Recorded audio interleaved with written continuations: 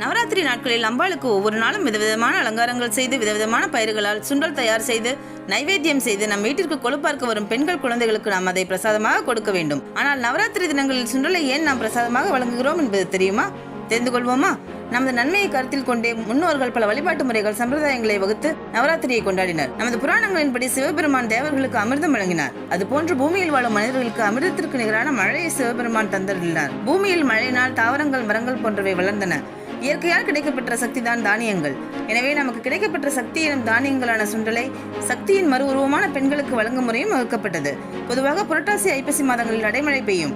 இத்தகைய சமயங்களில் நமது உடலில் தோல் நோய்கள் ஏற்படும் வாய்ப்புகள் மிக அதிகம். இத்தகைய மாதங்களில் வரும் நவராத்திரி நாட்களில் நல்ல சத்தான நார்ச்சத்து அதிகம் இருக்கும் தானியங்களால் செய்யப்பட்ட சுண்டல் சாப்பிடும் போது நமது உடலுக்கு வலு ஏற்படுகிறது. மழைக்காலங்களில் ஏற்படும் தோல் நோய்களிலிருந்தும் நம்மை காக்கிறது. மழைக்காலங்களில் நமது நல்ல அக்கறை கொண்டே நவராத்திரி பண்டிகையின் போது சுண்டல் போன்ற அதிக சக்தி நிறைந்த பயிர் வகைகள் நம்மால் பயன்படுத்தப்படுகின்றன.